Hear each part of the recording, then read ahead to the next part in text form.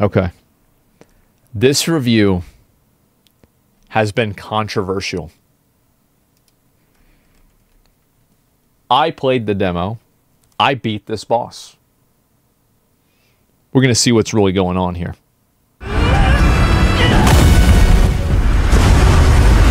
After the massive success of both Monster Hunter World and Monster Hunter Rise, it makes sense that Capcom would do whatever it can to welcome that wider audience into the next frontier. That's exactly what Monster Hunter Wilds does, smoothing out the already excellent process of turning big scary dragons into silly little hats to be faster, more flexible, and less fiddly than ever before. Yeah. The other side of those dual blades, however, is that Wilds is light on any real challenge, even for what I'd expect at launch. Never ask more flexible and less fiddly than ever before. The other side of those dual blades, however, is that Wilds is light on any real challenge, even for what I'd expect at launch, never asking me to think hard about my equipment. But while the monsters may not pose much of a threat this time around, smart tweaks to combat still mean the act of carving them up has rarely felt better. Where's his video of him killing Arkveld on the beta? Did he do it? Did he stream himself killing Arkveld on the beta? He didn't do that, did he? My first surprise in Wilds was that the campaign isn't just a totally forgettable excuse to kill anything that crosses your path this time. Okay, it's still mostly that as you explore yet another uncharted land to solve some mystery, but while the story itself isn't particularly fresh, the difference here is that the characters within it are actually pretty great. Well, yeah, the girl's hot. That's what's that's what matters. The excitable engineer Gemma. We are so gonna talk later, pal. Your empathetic handler Alma. Oh, but I've definitely heard of him. Or the total space cadet of a biologist Eric. This forest is amazing. Your team is full of likable personalities and little character arcs throughout the gorgeously animated cutscenes. See? Told you they'd be fine. And that was enough to get me more invested. The revamped structure of Wilds also means that campaign is significantly shorter than I was expecting. I reached the credits in just 15 hours and didn't have to fight a single monster twice in that time, getting enough materials from any initial encounters to keep my gear up to snuff and jump right from one mission to the next. Okay. When you compare that to the 40+ hours it took to see the end of the story and world, it feels like the intent is to allow more people to quote-unquote beat Wilds. And I just want to see... When did I beat the game? Like... So if I add in all the time that I played the game, 5 hours plus 4 again, plus 4, plus 3, plus 2, I mean, yeah, I guess it was like 25-hour campaign. Yeah, I would say it took a little bit longer, but like including stream stuff, I don't think that's necessarily too much different. Yeah, I don't know, guys. That's not counting all the grinding you did? Yeah, sure. I certainly appreciate how that shift toward approachability might appeal to anyone who has been traditionally intimidated by the series. Yeah, sure. But as a veteran, I can't help but be a little disappointed that I literally didn't get knocked out once in that entire time. There's never a skill or armor testing wall of a monster that forced me to really consider my equipment choices more deeply in order to earn the reward of a hard-fought victory.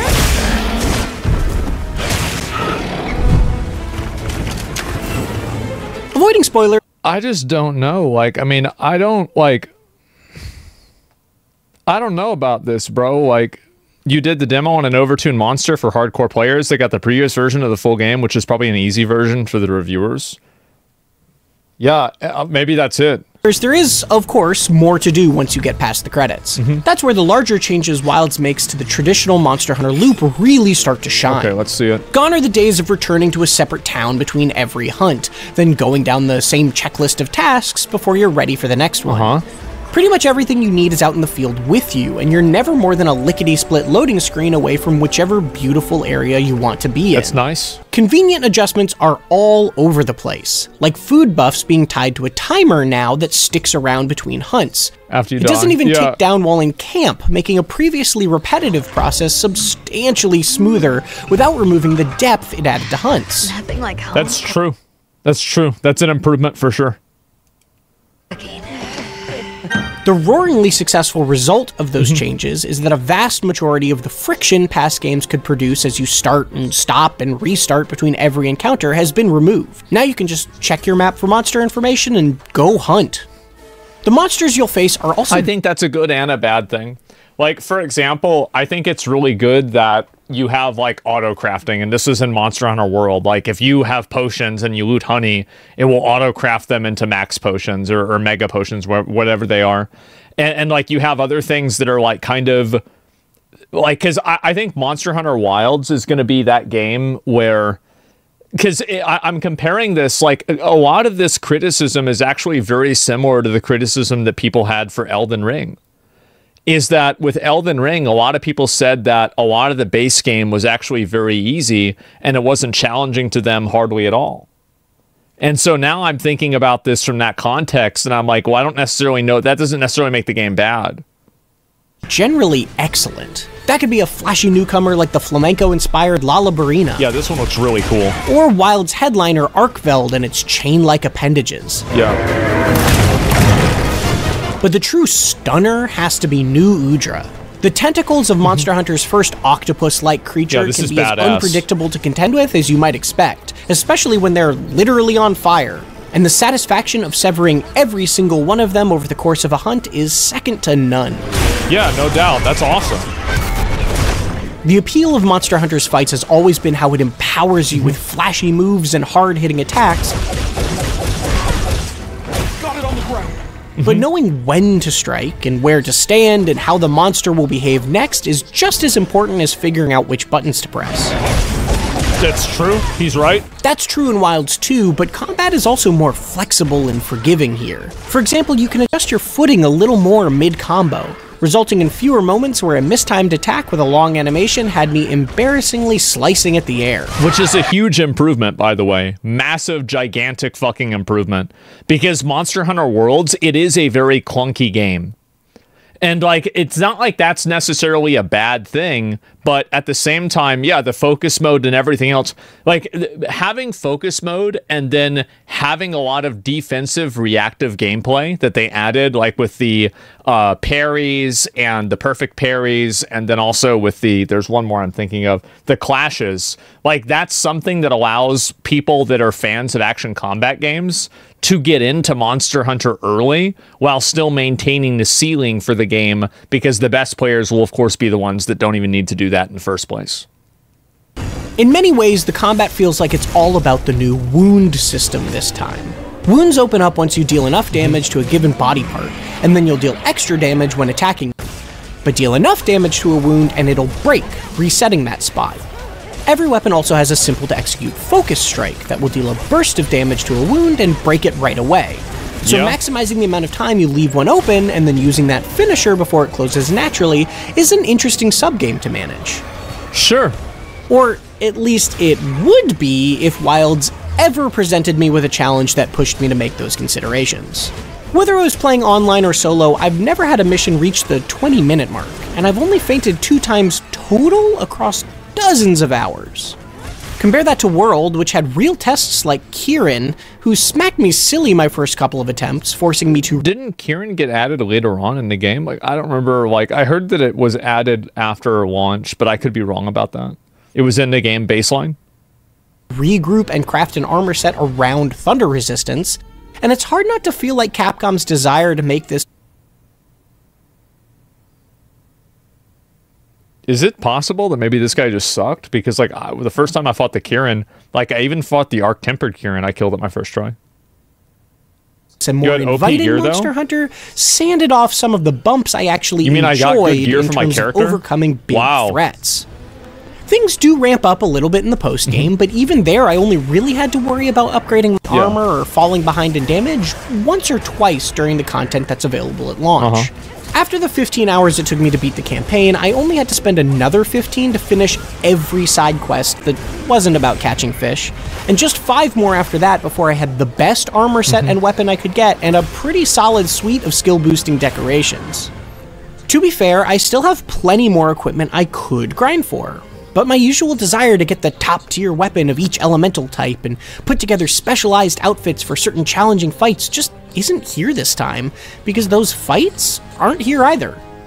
I think a lot of this comes down to raw numbers that could hypothetically be tweaked in one of the many patches that are sure to come, but some of what makes things so easy also seems to be baked into the bones of Wilds. For example, nearly every time you focus strike a wound, the monster gets locked into a little stagger animation, and you'll be breaking wounds a lot. Meanwhile, on the crafting side of things, they're probably just going to make it to where the wounds don't activate as often, right? Like whenever you go into higher difficulty modes. And also, like, I mean, I don't know, like, I think if you want to make, the difficulty of the game, I feel like as somebody who's played Monster Hunter World, like, I didn't think that Wilds was, like, really super hard either. But, I mean, Arkveld was hard, but he was, like, overtuned. But, like, besides Arkveld, the game was pretty easy. That's wrong, there's hard monsters at the end game in Wilds. The best armor was way shorter than I ever expected, because materials that are usually super rare can sometimes show up as guaranteed rewards when looking at the monster list on your map.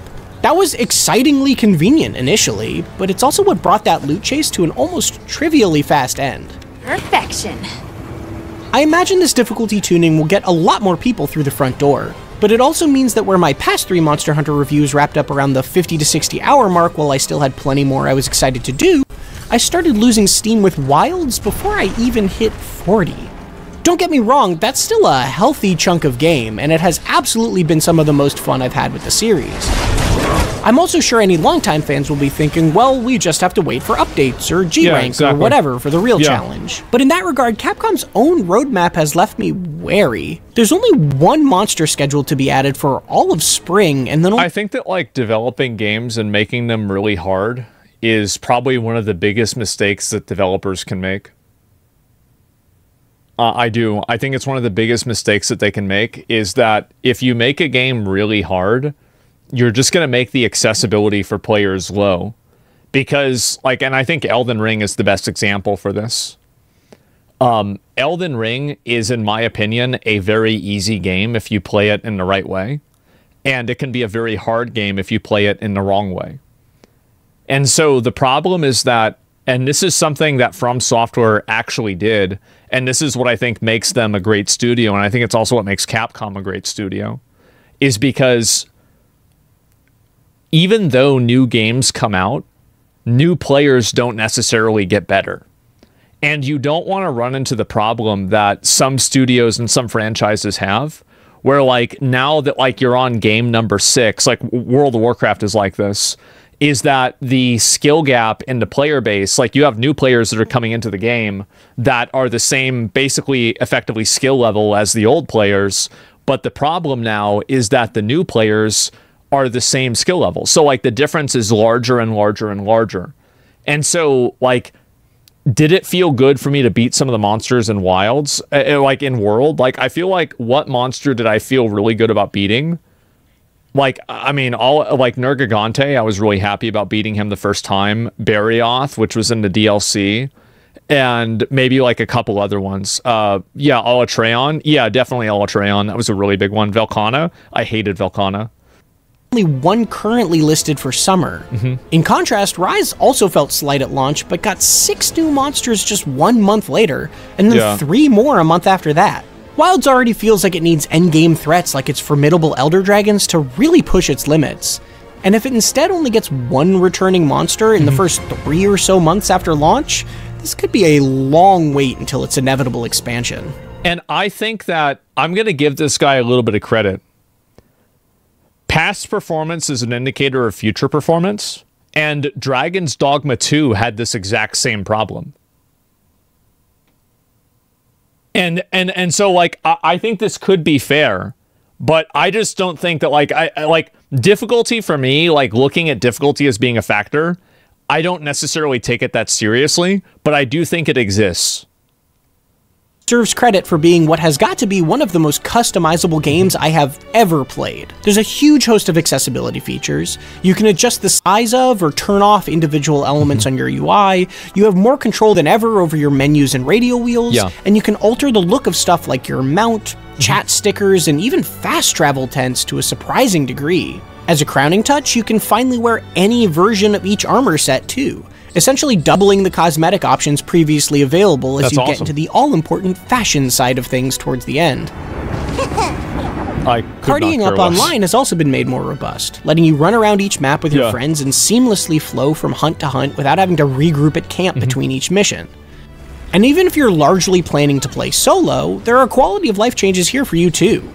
That could be the surprisingly competent AI support hunters that fill empty spots in your party when you fire an SOS flare, but also the inclusion of an online single-player option that lets you fire flares to get help, but still pause the action entirely before you do. That's great. Yeah, that's awesome. Monster Hunter Wilds continues to smooth off the rougher corners of the series in smart ways, reducing as much friction as possible that could get in the way of you grabbing any of its exceptionally fun weapons and planting them firmly in a monster's hide. But in that quest to make Monster Hunter more approachable, Wilds is sliced a little too close to the bone in some places, trimming its challenge back so much that I barely needed to engage with its in-depth equipment system at all this time to become an apex predator. Its more flexible combat is still some of the most fun I've had with the series, but like the blustering... I hope that they add in a DLC for this game that's like Shadow of the Erdtree, and I want to see this fucker review it. After talking about how the game's so easy. Yeah, I want to see that happen. Lightning storms of its gorgeous desert, it burns brightly but briefly until Capcom Sandworm, unleashes right? some real endgame beasts to challenge us. Gave the game an 8. What did Avowed get? Did it just get the traditional IGN 7? Yeah, it did. It got a 7. Okay. Yeah, so IGN, what did you do to Monster Hunter Lady? Yeah, where's the lady that knows the game? I feel like making a game more difficult and having like really challenging boss fights is good to have, but that's not something that you want to do with the campaign.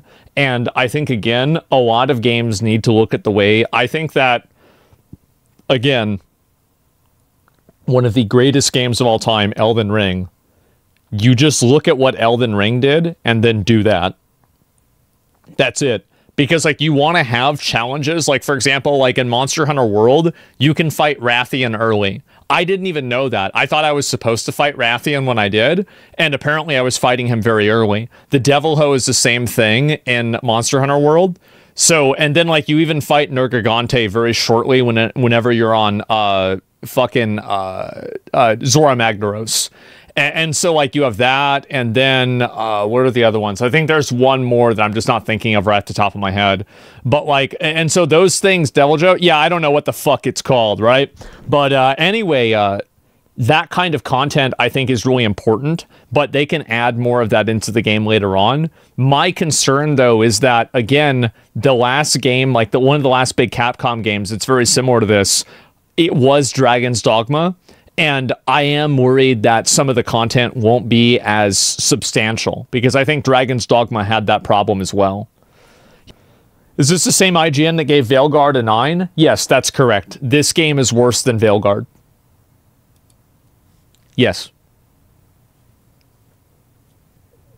Yes.